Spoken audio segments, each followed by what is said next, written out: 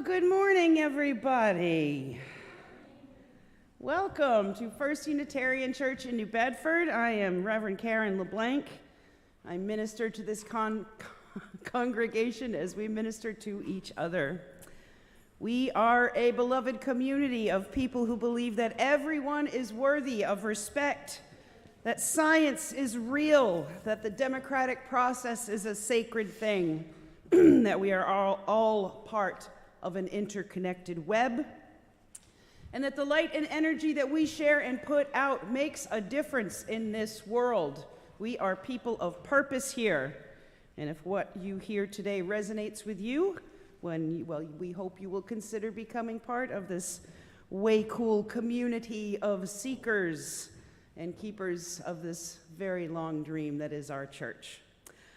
Little bit of housekeeping and announcements. If you are new here, want some new information, you can fill out one of these blue cards. That will put you on our email list.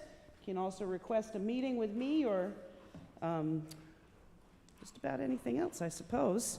Join us for coffee hour after the service, but please be aware, we do have a budget hearing after the service. We will be doing the budget hearing out there, so this year you will be able to have coffee during the meeting. I know, we've trained you for several years now to just wait till the end to keep you here, but we will trust you this time not to leave. Okay, we are live streaming as we usually do. We welcome the great bunch of people that are always watching online every week. We welcome you. And if you will please put your phones in worship mode, I would like to introduce to you, for a quick announcement, my good friend, Andrea Shepard-Lombard, and she is the Executive Director of United Interfaith Action. You might have found one of these folded up inside your order of service, and she's going to tell you what that is about. Thanks, Andrea. Yep. Well, good morning. My name is Andrea Shepard-Lombard, as Karen introduced me, and I'm the Director of United Interfaith Action of Southeastern Massachusetts, also known as UIA. And some of you may be familiar with UIA, and others may just be hearing of us today. And we've been around for a little over 25 years, working primarily in New Bedford and Fall River to bring faith communities and the community at large together to put faith and the best of our democratic values together to work for equity and justice, whether that be social, economic, or racial justice issues.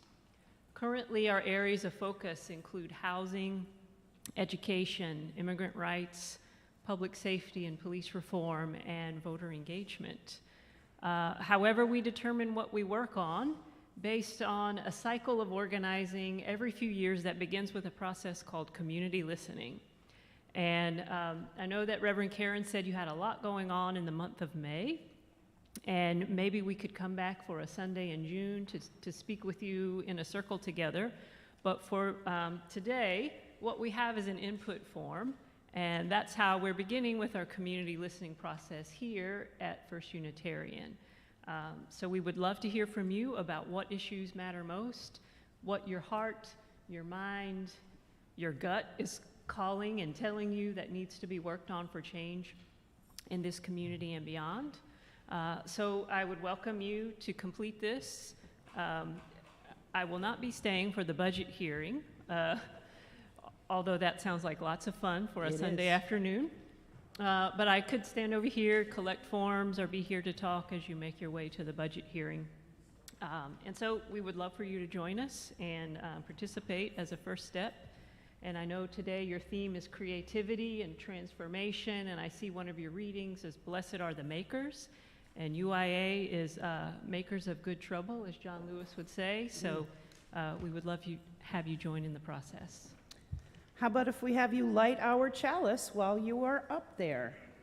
And thank you for speaking to us. The chalice lighting words this morning. Yeah, just the big purple one. Excuse me. Our chalice lighting words this morning are from Reverend Scott Taylor. In the soft light of this flame, may we see life anew. May the supposedly real seem less solid. May the inevitable reveal its carefully concealed cracks. It's all made of pieces and parts, friends. each of them longing to be rearranged. Or maybe it's a story, and the pen is our hand. The opening words this morning are from Sharon Wiley. It is said that ministers are here to comfort the afflicted and afflict the comfortable. I say we are all afflicted, and we are all a little too comfortable. May our time together this morning be a comfort and a confrontation. May here we find peace in times of tumult. May we here invite tumult into the lives of peace. May we here find calm in times of restlessness. May we here allow restlessness to evolve into action. Let this be the place you consider what you've never considered. Let this be the place you imagine for yourself something new and unthinkable. May this hour bring dreams of new ways of being in the world. Come, let us worship together. And let us begin our worship by singing together our first hymn, number 298, Wake Now My Senses. Please rise as you are willing and able. We'll just do the first 3 verses.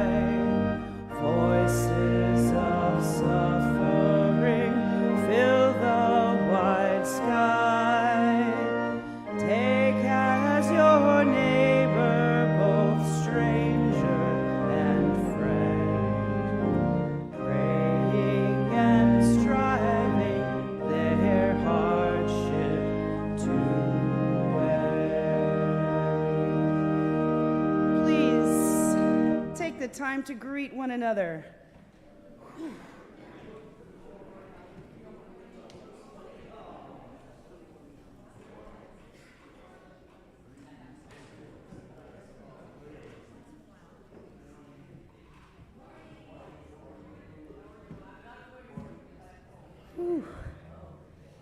All right, if you will remain standing, we will recite our covenant, which is printed in your order of service. We come together as a religious community, upholding freedom of conscience, right relationship, and the inherent worth of all people. We value our diversity and pledge to care for one another in the spirit of compassion, to speak and listen to each other with respect, and to promote justice and kindness in the world. Please be seated. We will welcome Yasmin and Mari up to tell us our story. We're just gonna prepare. If you can't see that upper left wall, we have just a short little shadow play story that the students and Mari took care of last Sunday that we're gonna show you today. But first and foremost, I just wanted to announce that our annual jazz service is back in action Sunday, July 2nd. So if everyone is happy to put that on their calendar, we'll be happy to see you here. So everyone, this is Mari, and she will be showing a little story on the Wampanoag Giant as told through art and shadow play.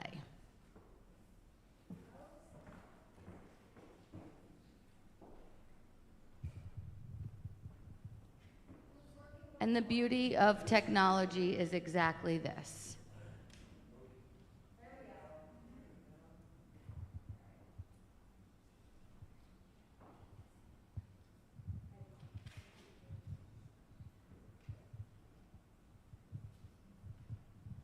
And those of you at home will be able to send this video so you could see it in case you don't get that at home.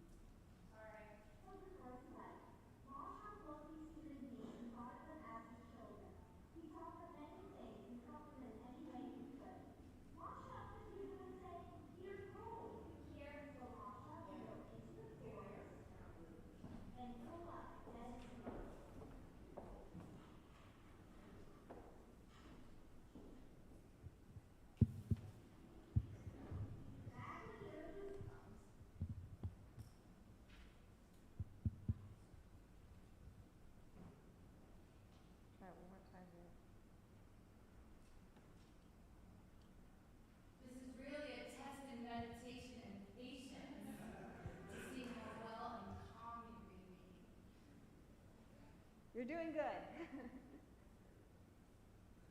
This is where all the school children normally go. Back when the earth was new, there was a great giant named Moshop. He lived with the Wampanoag, the people of the first light. Moshop loved these human beings and thought of them as his children. He taught them many things and helped them in any way he could. Moshop, the people would say, "We are cold." So Moshop would go into the forest and pull up dead trees.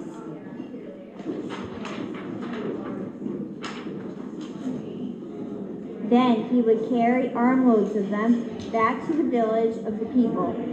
"Thank you, Moshop," the people would say, "but those trees are so large. It would be hard for us to cut them up into firewood. Can you do that for us?" So Moshop would break the big trees up into firewood. "That's better," the people would say, "but firewood is heavy to carry. Can you bring piles of it to each of our wigwams?" So Moshop would carry the firewood to each wigwam and stack it in a neat pile by the door. "Now that we have firewood," the people would say, "we need something to cook because we are hungry. Can you bring us some food to eat, Moshop?" Once again, because he loved his Wampanoag people so much, Moshop would help them. He waded into the ocean and caught great fish with his hands. He carried them into the village and cut them up for the people into meat for the people.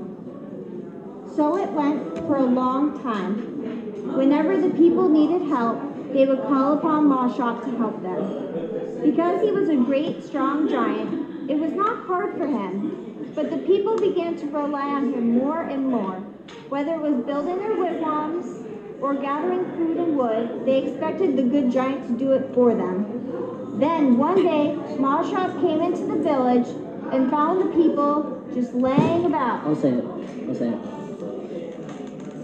Oh, what are you doing? Mashop asked them. Mashop asked them. We decided that it's too difficult to walk from place to place, they told him. So we would like for you to carry us. Then we will not have to tire ourselves by using our legs.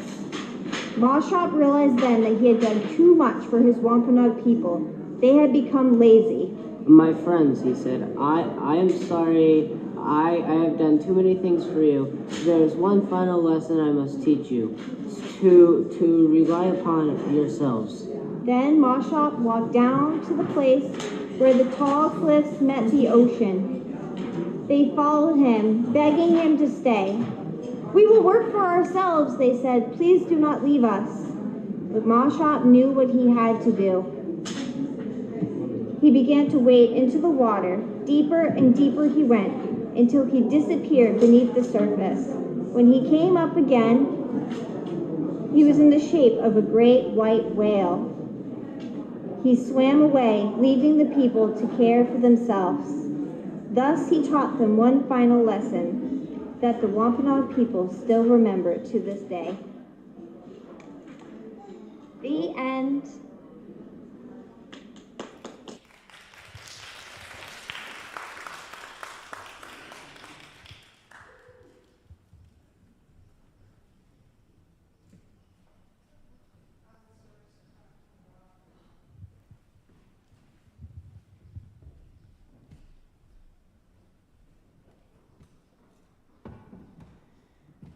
You kids made that yourselves? Wow, that was really cool. Thank you for that story. I love the story of Mashop. Good job, guys. Now our kids are going to go off to Sunday school.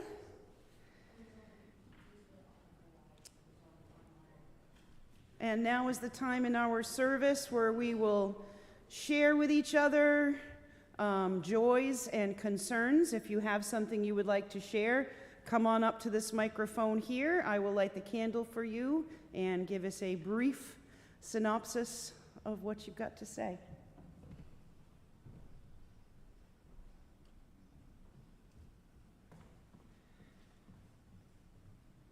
All on the stage at once now.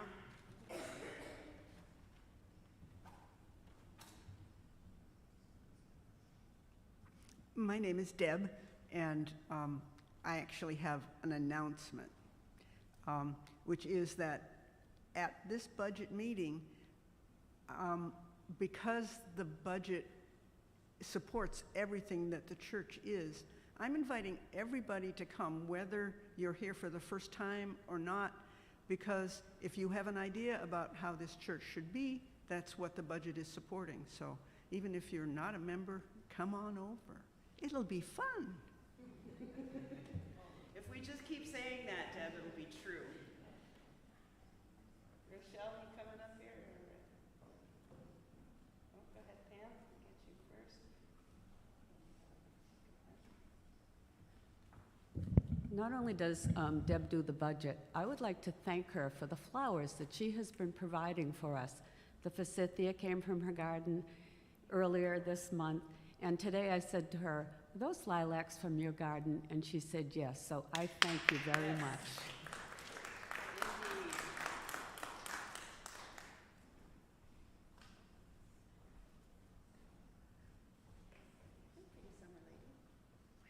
My joy is for this beautiful weather, the budding flowers, even though, they cause me to sniffle, but it's just a great day to be here and a great day to see all of you. And Karen. Amen, sister. Okay.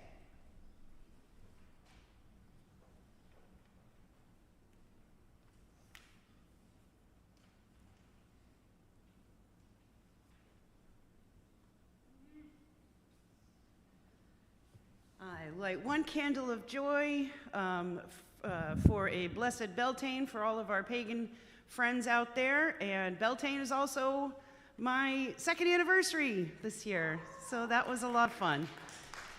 Yes, only 2 years, that's so strange. So I lit 2 final candles, as is our practice here, one for all of the joys and the sorrows and concerns that we keep in our hearts, and one for everyone who has not yet found a place like this to share their joys and their sorrows safely with love.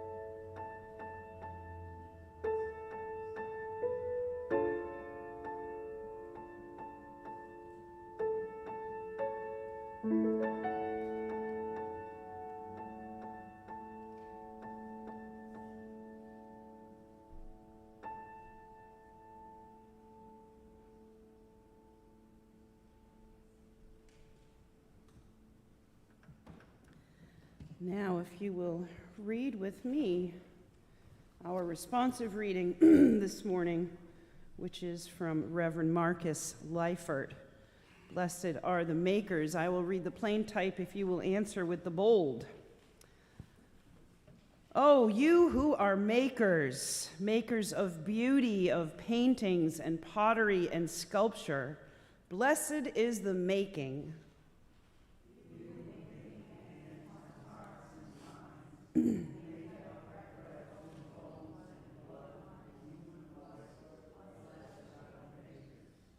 Blessed are those who make us laugh, who make jokes and faces and toys. Blessed are those who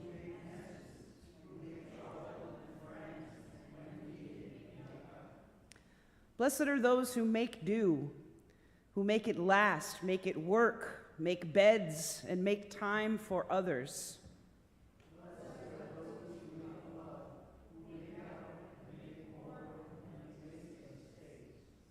Blessed are those who make coffee, oh, really, and tea. Who make conversation, who make meaning in the face of tragedy, who make merriment and awaken joy. For they shall inherit the earth. Ain't that the truth? We sure hope it is. Now, let us enter into a time of prayer and meditation.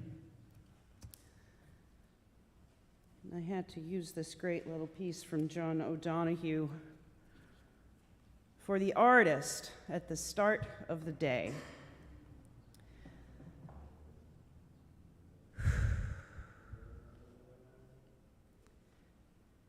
May morning be astir with the harvest of night, your mind quickening to the eros of a new question, your eyes seduced by some unintended glimpse that cut right through the surface to the source. May this be a morning of innocent beginning, when the gift within you slips clear of the sticky web of the personal with its hurt and its hauntings and fixed fortress corners. A morning when you become a pure vessel for what wants to ascend from silence.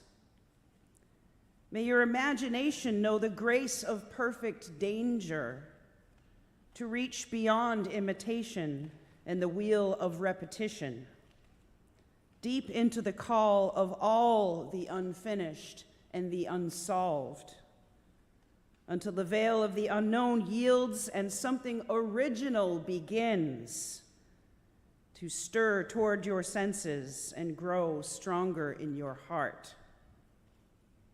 In order to come to birth in a clean line of form that claims from time a rhythm not yet heard, that calls space to a different shape.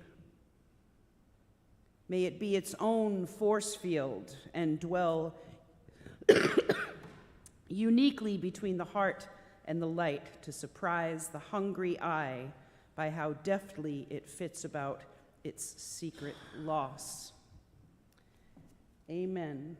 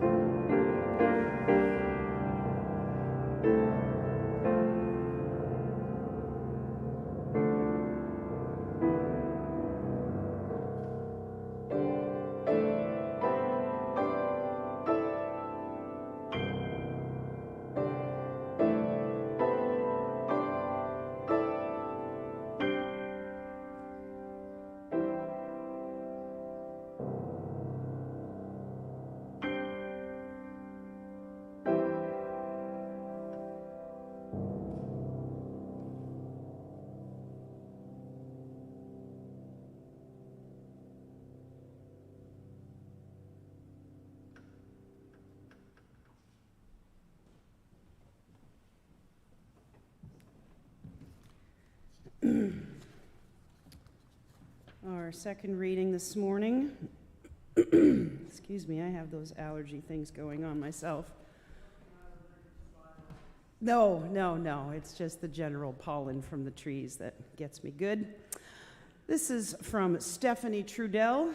It's called Being a Work in Progress. Being a work in progress is diametrically opposed to being perfect.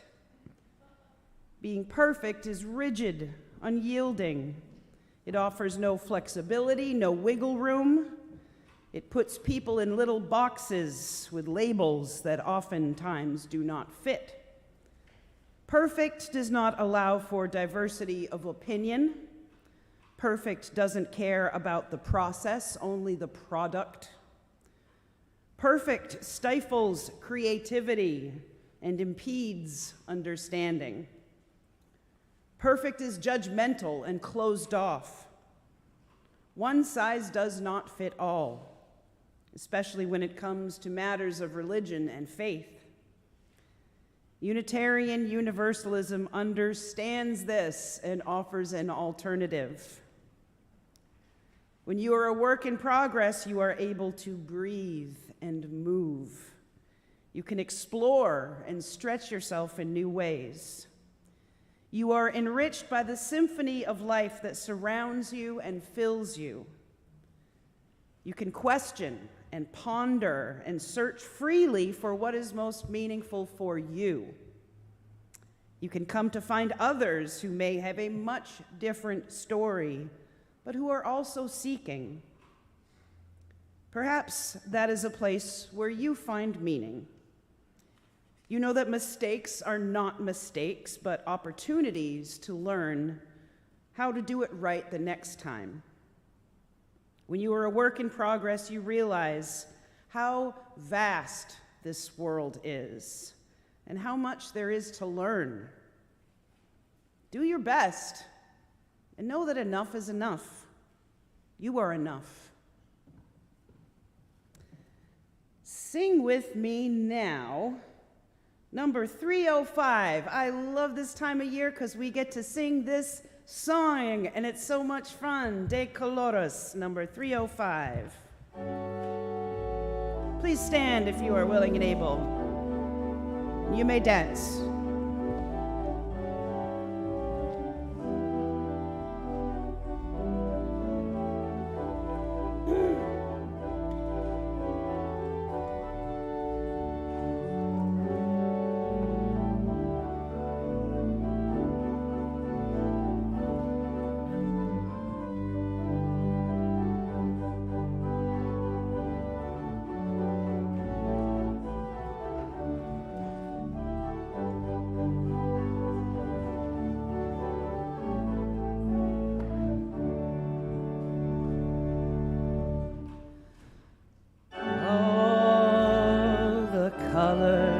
Yes, the colors we see in the springtime with all of its flowers.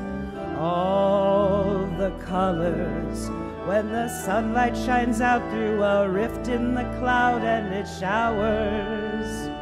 All the colors as a rainbow appears when the storm cloud is touched by the sun. All the colors abound for the whole world around and for everyone under the sun. All the colors abound for the whole world around and for everyone under the sun. All the colors, yes, the colors of people parading on by with their banners. All the colors, yes, the colors of pendants and streamers and plumes and bandanas. All the colors, yes, the colors of people now taking their place in the sun. All the colors abound for the whole world around, for everyone under the sun. All the colors abound for the whole world around and for everyone under the sun. All the colors, yes, the black and the white and the red and the brown and the yellow. all the colors of people who smile and shake hands and say hello. All the colors, yes, the colors of people who know that their freedom is won. All the colors abound for the whole world around and for everyone under the sun. All the colors abound for the whole world around and for everyone under the sun. Please go ahead and be seated. That song's so much fun. When I get a little better at Spanish, I'll try that last verse, I promise. This month, our Soul Matters theme is creativity. And this is a spiritual topic that speaks to me very much. I am an artist, a maker of things. And I had more than half of this sermon done 2 days ago. I'm sorry? Oh, the offertory. I skipped right over the offertory. I'm so excited to preach this sermon today. Now is the time in our service where we ask you for your kind donations toward the good works of this church, of which there are many, and we will have to figure out how to budget all of these riches that you give us after this service, so please join us for that. Thanks, Randy.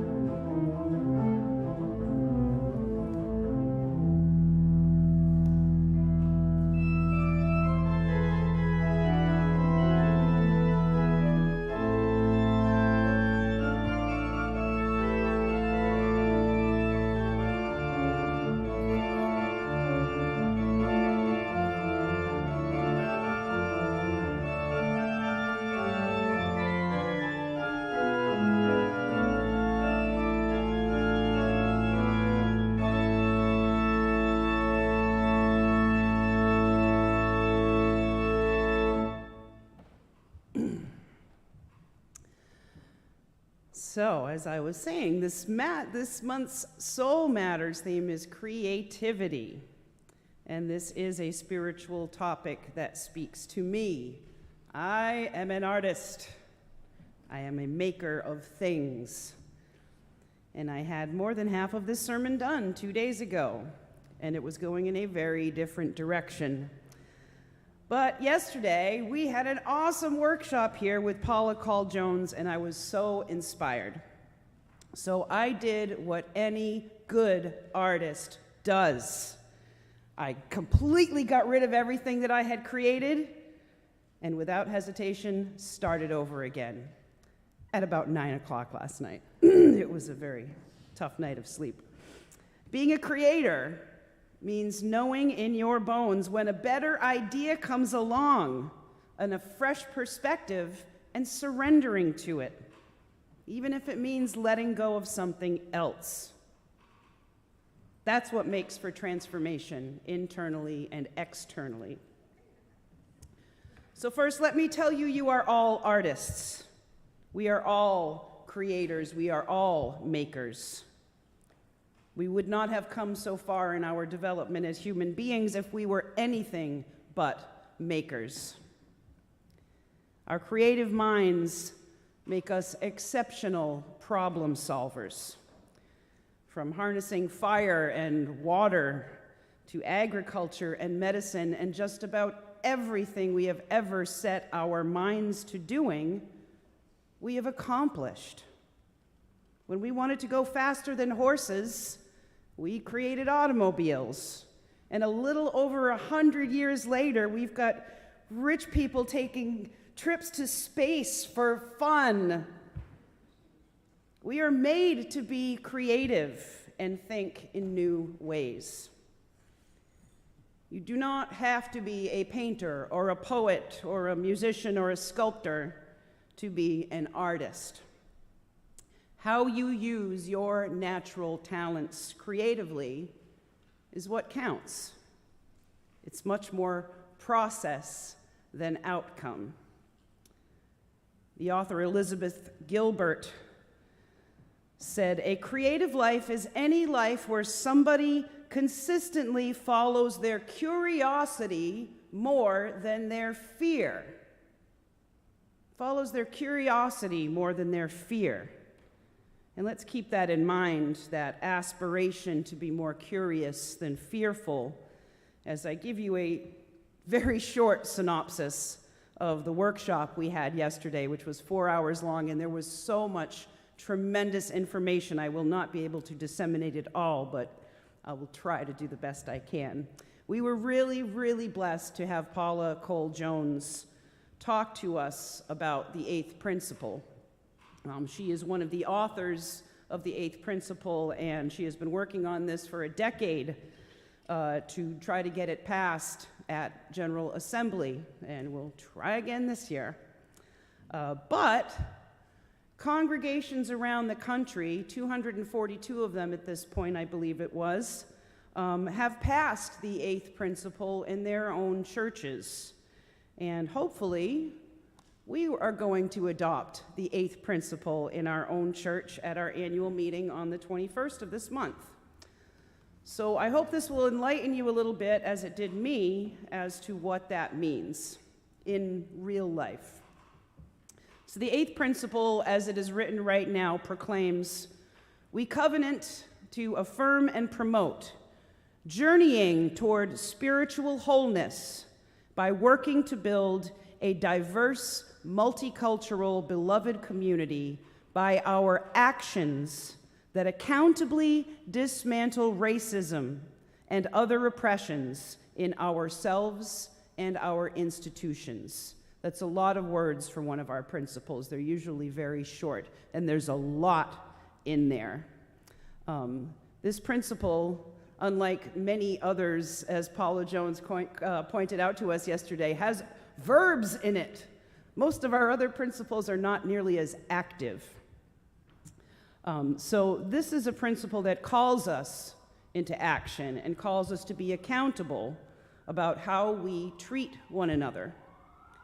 It asks us to challenge ourselves to change the current paradigm that we live in so we can truly level the playing field and build beloved community. Now, Dr. Jones did an amazing job of laying out very clearly how this kind of institutional change happens. One of the first things that she said was, you have to break ranks in order to create transformation. You have to break ranks. That was the moment my other sermon flew right out the window, because this was the kind of creativity that our church really needs to talk about. This is what's going to bring our church into the next generation and help us grow in our church and in our community and in ourselves spiritually. Now, the technical terms for this paradigm shift, switch, are dominant culture paradigm versus multicultural paradigm. And the way she explains this is making a shift from a church being a family model, which is kind of what we do here, to one that is a community of communities. So the family model, and she's not saying you can't feel like a family at church. You absolutely can and should. But this is just an easy way to understand these different paradigms. The family model is traditional, hierarchical, majority rules, individualistic, and small tent. And it leads to a lot of power plays, and it is self-serving. It keeps people apart and tends to keep people out rather than bring them in. The community model is multicultural, collaborative with and between groups, community-centered, and big tent. It takes a lot more patience, but it makes sure that everyone is heard and knows they are valued. It fends off the insularity with inclusion and breaks down the gates of all the little fiefdoms that we create that lead to breakdowns in communication. So she asked us how we might all be able to apply this in how we do things. And the first thing I thought of was just to sit down and I was just about to sit down and get a few dates together to see when the Religious Services Committee and I should meet to start planning for next year. And usually I'd bring Randy into the mix and Yasmin to get their thoughts because they're very integral to this kind of planning. But when I thought about how she was asking us to think, I said, Sunday services are planning these are a much bigger collaboration that would really benefit from more creative voices. And I need to make the table a lot bigger. Social Justice Committee should be there. The Music Committee and the new choir should be there. The Waco Sunday School teachers and parents should be there. Maybe the ushers want a seat at the table. And I bet we might get some really amazing services out of this kind of collaborative effort next year. Not only that, but we avoid the often frustrating lack of communication when we leave those groups in separate little pods. And we create something new and inspired because everyone is involved and invested. And that makes such a difference. This kind of change does not happen overnight. And it will absolutely take some focus and patience and hard, sometimes uncomfortable work. And a lot of people are resistant to change. But let me ask you this, church. Yeah, we know, right? Change. Ooh, ew. But let me ask you this, church. Answer me this. Riddle me this. How long do you think we should continue to wonder why, despite endless proclamations about how accepting and welcoming we are, for all our good intentions and high hopes, for all our positive action, why do we still mightily struggle to attract people of color to this church when we live in an incredibly diverse, multicultural community? Why? I've been asking myself that question for many years. And I've never had a really clear answer or even knew how to start to think about how to get that answer. But Paula Jones has really given us a place to start. Some new creative ways of thinking that can flatten that curve and make us more accessible to everyone. We have to change that top-down paradigm, that same old hierarchical, traditional structure that our country was founded on, to grow into the future. There's no other way. And not just our church, but our country. The only people who win in the old model are those at the very top, who will do anything to maintain the power at the expense of everyone else, and you know it. And it's not working. Being an example of real equitable change has an urgency to it in order to save our democratic republic right now, not just our church. We need to save the world. We know it. We can feel the precipice that we are standing on as a country, and it is terrifying. Some of us have got to break ranks. We've got to break ranks and create the transformation. Let it begin here. Let it begin now. We have a long, proud tradition of being heretics in our history, don't we? So why shouldn't we stand up and heretically say, this isn't working, let's try something else? Because that's what artists do, my friends.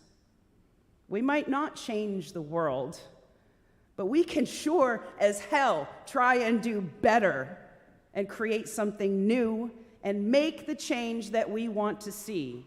Start to write a new chapter in our story. Paula said something else that is super important to remember.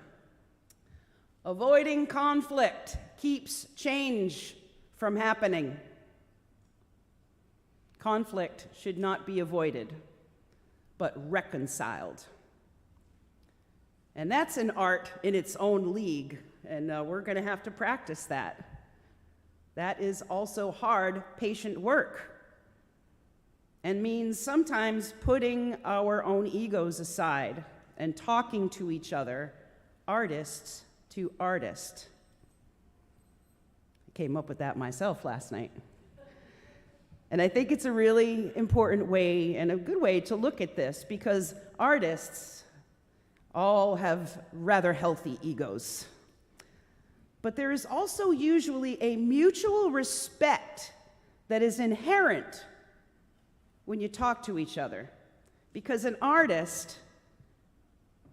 an artist, you know that it takes some courage to put yourself out there, to stretch your intestines for posterity, to bare your soul at whoever would like to look at it.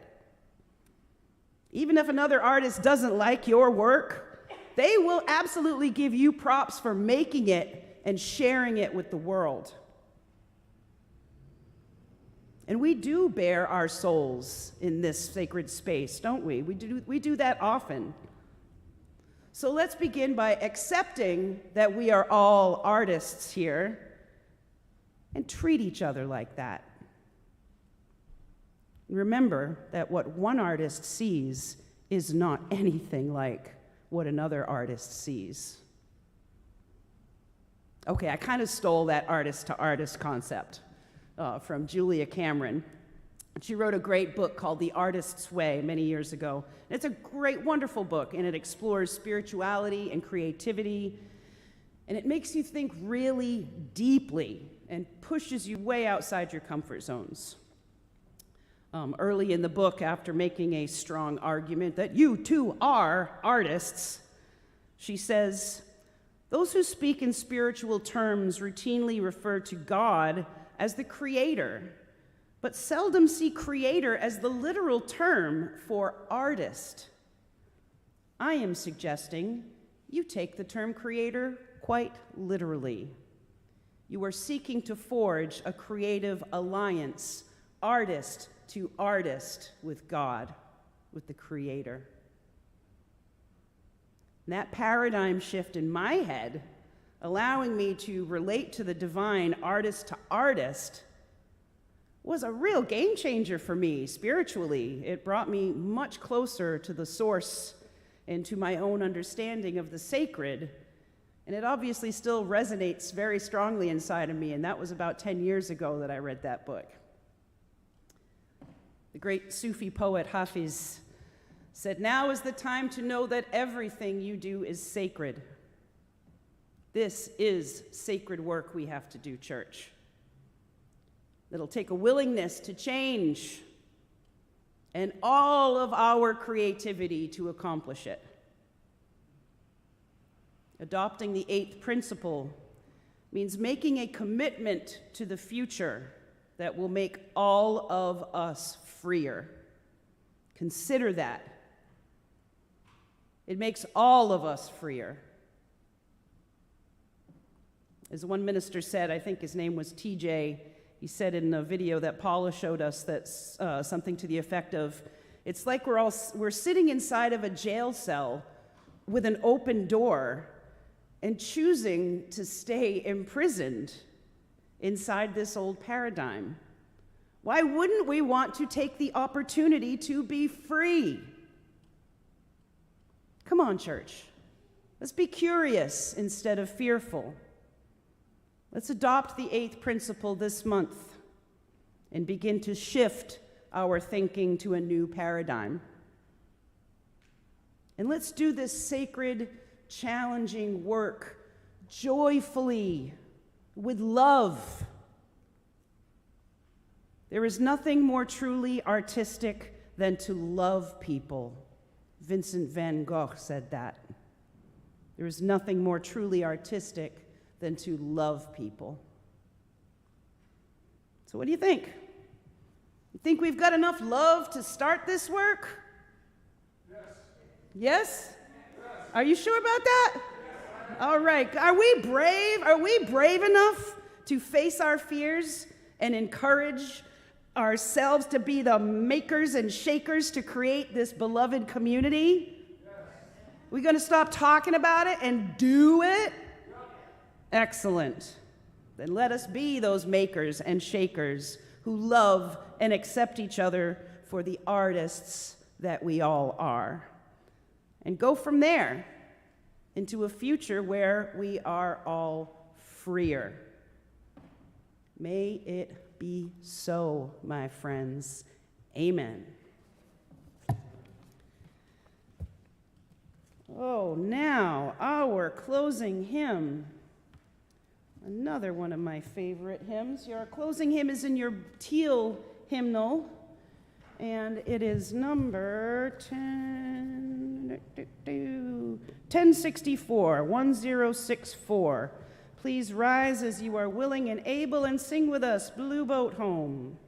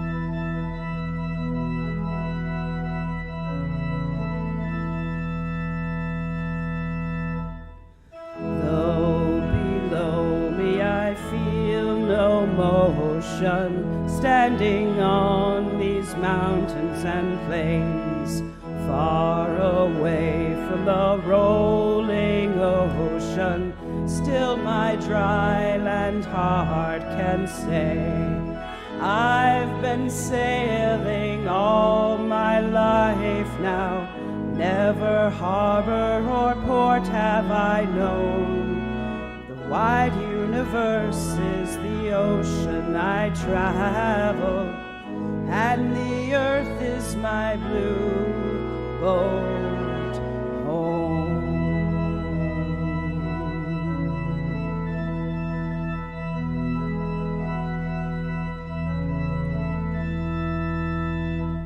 Sun, my sail, and moon, my rudder, as I ply the starry seas, leaning over the edge in wonder, casting questions into the deep, drifting here with my ship's companions, all we kindred pilgrim souls, making our way by the light of the heavens in our beautiful blue boat home.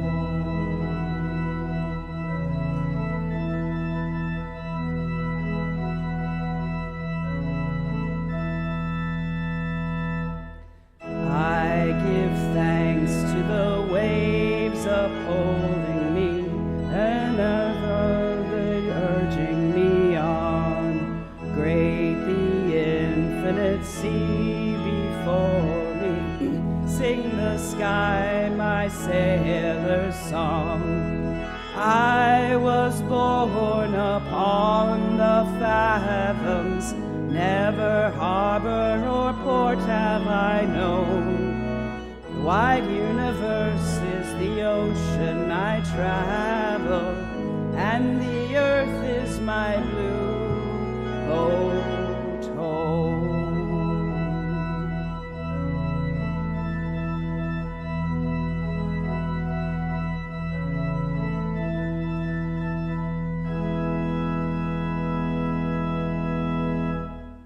Our closing words are from Susan Van Dresser. Let us sing the magic of imagination by which we know one another and learn the lives of eras gone by.